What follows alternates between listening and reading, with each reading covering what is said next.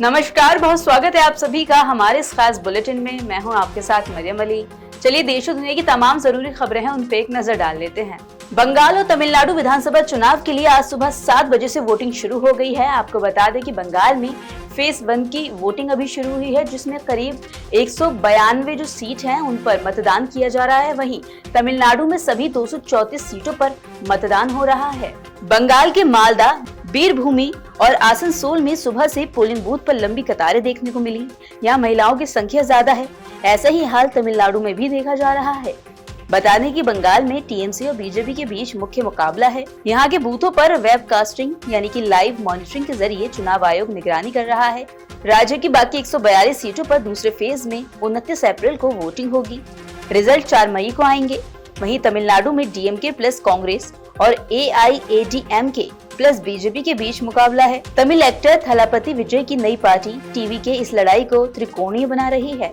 उधर पश्चिम बंगाल के जो चुनाव हैं उनमें सियासी घमासान के बीच ये संशय बना हुआ था कि आखिर राहुल गांधी वहां कब जाएंगे, रैलियां कब करेंगे। अब आपको बता दें कि पहले जो उनकी रैलियां थी उसको पुलिस ने रोक दिया था, रद्द कर दिया था। अब नए सिरे से ये शुरू होंगी। इसकी जानकारी कांग्रेस ने खुद दी है। आपको बता दें कि 25 अप्रैल को राहुल गांधी बंगाल जाएंगे। कोलकाता और हुगली के श्रीरामपुर में चुनावी जनसभाओं को संबोधित करेंगे। इससे पहले पार्टी ने आरोप लगाया था कि सत्तारूढ़ तृणमूल कांग्रेस के इशारे पर प्रशासन ने रैलियों की मंजूरी नहीं दी थी। वहीं इससे पहले राहुल गांधी की ये रैलियां 23 अप्रैल को होनी थी। इन रैलियों को लेकर बड़ा विवाद खड़ा हो गया। कांग्रेस ने पहले कोलकाता के रामलीला पार्क, मटियाबुर्ज और श्रीरामपुर स्टेडियम में 23 अप्रैल को रैलियों की योजना बनाई थी, लेकिन प्रशासन ने सुरक्षा और अन्य तकनीकी कारणों का हवाला देकर मंजूरी नहीं दी थी। वहीं आज सुबह करीब 6:15 बजे शुभ मुहूर्त में बद्रीनाथ धाम के कपाट खोल दिए गए। आपको बता दें कि इस मौके पर सीएम पुष्कर सिंह धामी भी मौजूद रहे। भूवैकुंठ बद्रीनाथ धाम के कपाट पुनर्वसु नक्षत्र और सर्वार्थ सिद्धि योग में आज सुबह करीब 6:15 बजे श्रद्धालुओं के लिए खोल दिए गए। इसी के साथ चारधाम यात्रा ने पूर्णता प्राप्त कर ली। बता दें कि बुधवार सुबह पांडुकेश्वर स्थित योग ध्यान बद्री मंदिर में पूजा अर्चना के बाद तेल कलश यात्रा और देव डोलियां धाम के लिए रवाना हुई। यात्रा मार्ग में पड़ने वाले प्रमुख पड़ावों पर स्थानीय निवासियों और श्रद्धालुओं ने डोली यात्रा का स्वागत किया। कुबेर जी के विग्रह को बामणी गांव स्थित नंदा देवी मंदिर और उद्वजी को विग्रह को रावल निवास पर रात्रि भोग लगाया गया। इसी के साथ ये भी बता दें कि कपाट खुलने के वक्त मुख्यमंत्री पुष्कर सिंह धामी बद्रीनाथ धाम में ही थे। उन्होंने पहली पूजा प्रधानमंत्री नरेंद्र मोदी के नाम से की। मौसम की बात करें तो बीते कई दिनों से दिल्ली एनसीआर में काफी तेज धूप निकल रही है। ऐसे में हर किसी को बहुत ज्यादा गर्मी लग रही है, पसीने आ रहे हैं। हालांकि शाम होते होते थोड़ी ठंडी हवा भी चलने लगती हैं। लेकिन अब आईएमडी का ये कहना है कि आने वाले दिनों में दिल्ली में काफी ज्यादा गर्मी बढ़ जाएगी और साथ ही लू का अलर्ट भी दिया गया। बीते दिन दिल्ली एनसीआर में लू का अलर्ट आईएमडी द्वारा दिया गया था, लेकिन फिलहाल ऐसा नहीं हुआ। लू नहीं चली और येलो अलर्ट भी वापस ले लिया गया। और आज की बात करें तो आज फिलहाल लू चलने के आसार नहीं है।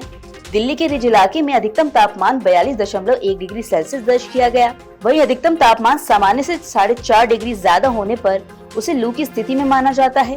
पहले मौसम विभाग ने मंगलवार के लिए लू का अलर्ट जारी किया था, मगर फिलहाल ऐसा नहीं हुआ। हालांकि गर्मी काफी ज्यादा थी और तापमान भी बढ़ा हुआ था। अब मौसम विज्ञान विभाग का अनुमान है कि शुक्रवार और शनिवार को दिल्ली के अलग अलग इलाकों में लू की स्थिति बन सकती है। इस दौरान अधिकतम तापमान 44 डिग्री तक पहुँचने की आशंका भी जताई।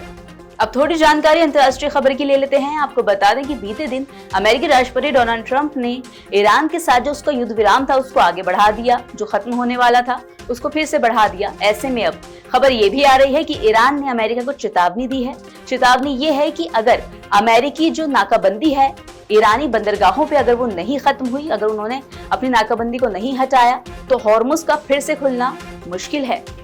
ईरानी संसद के स्पीकर ने कहा कि तेहरान और वॉशिंगटन के बीच कोई भी युद्ध विराम तब तक अर्थहीन है जब तक नौसैनिक नाकाबंदी और वैश्विक अर्थव्यवस्था को बंधक बनाने की कोशिश समाप्त नहीं हो जाती।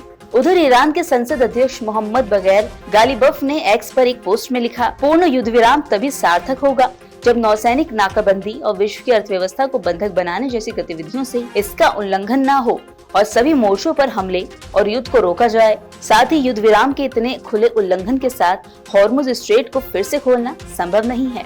तो ये थी वो तमाम जरूरी खबरें जो हमने आपको दिखाई। इन खबरों का अपडेट भी लगातार आप तक पहुंचता रहेगा, लेकिन बस उसके लिए आपको जुड़े रहना होगा नवोदय टाइम्स पंजाब केसरी के साथ।